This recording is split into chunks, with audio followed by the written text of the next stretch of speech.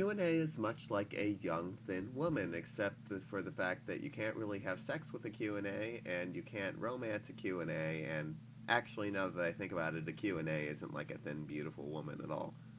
Crap. Alright, MC Dynamic Entry asks, did you get around to watching goddamn K-On! Yet, goddammit?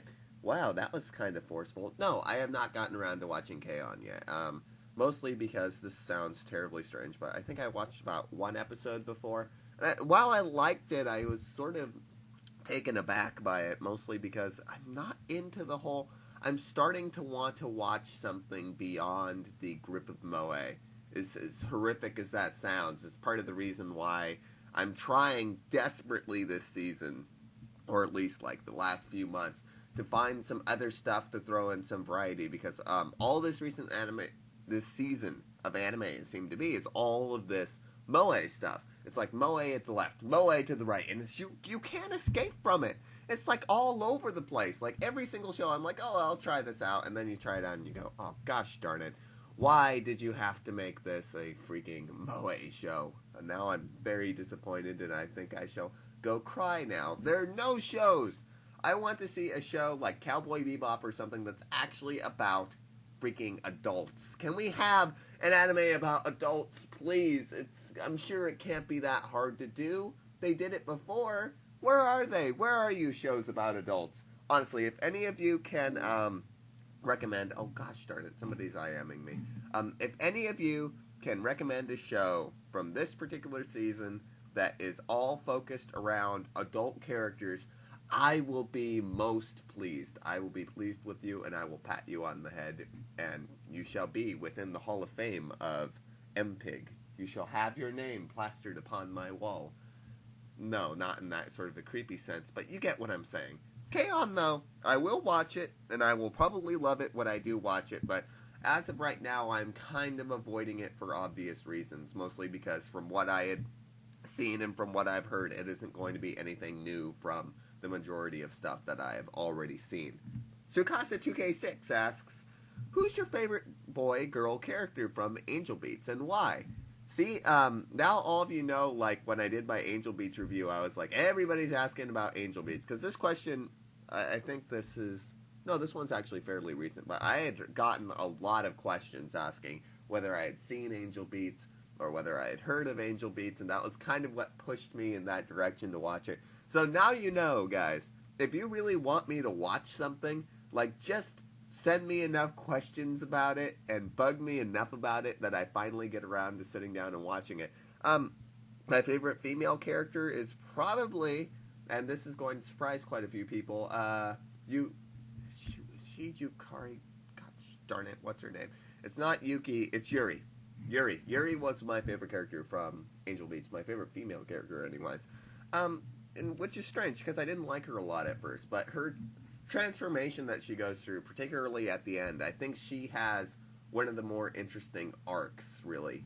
The fact that she has a lot of baggage to do with not just, you know, emotional stuff, but also spiritual, which is not something that you run into in a lot of these sorts of anime, where it's sort of, you start off at point A, where it's kind of like, I hate God, I'm gonna freaking kill that guy if I had the chance. Well, she doesn't say that straight out, but this is really, she views it as her fighting God, her rebelling against the system, really.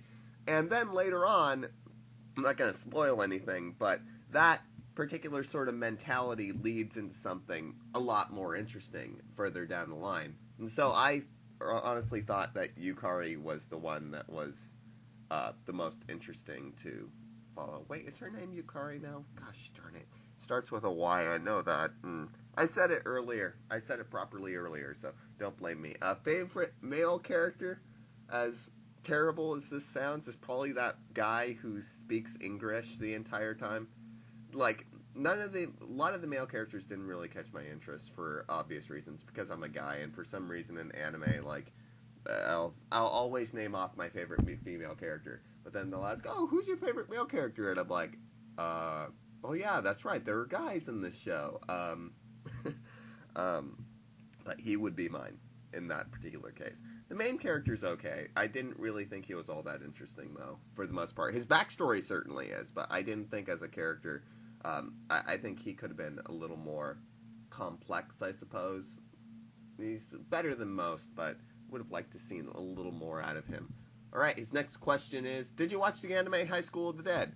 No, I have not watched the anime High School of the Dead, although I have heard what to expect from it, that there's a lot of blood and a lot of fan service, which sounds kind of awesome in this case, because I've heard this is more along the lines of something that's just sort of like absolutely fun in the way that it presents its violence and fan service. Like, it's just basically a big testosterone run.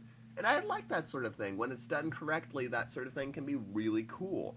Like hot chicks killing zombies with chainsaws and rocket launchers and everything. I mean, who doesn't want to watch that? Maybe girls, but what guy doesn't honestly want to watch that? Those who say that they do not, they are not real men. They are chameleons in disguise as men. Ayazaka420, he is a chameleon. Number 4, from Sukasa2K6. I skipped his first question because his first question was just like, oh, have you seen Angel Beats? And I'm like, yes, I have seen Angel Beats, finally. Alright, this actually isn't his last question, but this is the last one I'm going to answer in this particular entry. Do you think the PS3 will last as long as the PS2 or longer? No, I don't think the PS3 is going to last as long as the PS2. It sounds brutal and everything, but I'm getting the sense from... Okay, the PS3 had a very bad start. It did not have the best jumping off point. Now it's sort of recovered, and it's gotten better since when it first started out. But I remember earlier on, a couple years ago, like, the PS3 was really bashed. It was considered a terrible system. This was also around the same time that I had bought mine, and I actually loved it, and I was kind of like, well, what's all the fuss about? I think Sony is improving in the right direction, though I don't think they started in the right direction. I think the PS3 cost too much to begin with. I think they overestimated how worthy the Blu-ray player would be, although I do admit that was a major selling point for their hardware. And I think that coming up here within the next 3 or 4 years, I wouldn't doubt if you heard an announcement about a new system coming out. And I think when that new system comes around, the PS3 is going to be obsolete. The thing with the PS2 is that if you look at the library of games that thing got a ton of exclusives when it first came around. I mean, there were so many exclusive games for the PS2 that you couldn't get on any other system. That's not the case anymore this generation. A lot of the great games have been shared. I mean, remember the controversy when Final Fantasy 13 came out and it was announced that it would be released for both 360 and PS3? There was a big hoopla about it. That's not to say that both systems don't have great exclusives, both the 360 and the PS3. The 360 has better exclusives, honestly, from what I have glanced at, than what the PS3 has. But, you know, we've got Little Big Planet, they've got Halo. It's a difference of preference, I think. But no, I don't know why. I'm not all that politically minded, and I can't voice these kinds of things usually very well, but I doubt that the PS3 is going to stand up the way that the PS2 did. PS2, in my opinion, is one of the best systems that have ever really come around as far as games are concerned. I owned a GameCube, I've owned a Wii, I've owned a Super Nintendo, I've owned a Sega Genesis, owned a PS1, and by far I think the system where I was most impressed by the variety of games and I was most pleased with it was with the PS2. We'll see, though. We'll see where the PS3 leads. Maybe it'll manage to sprout wings and, like, start flying hectically. But I doubt it at this point. This is MPig, aka My Profile is Great, and I am signing out. Look forward to another Q&A. Look forward to another Q&A. Dance, dance, dancey, dancey, dance. Woo.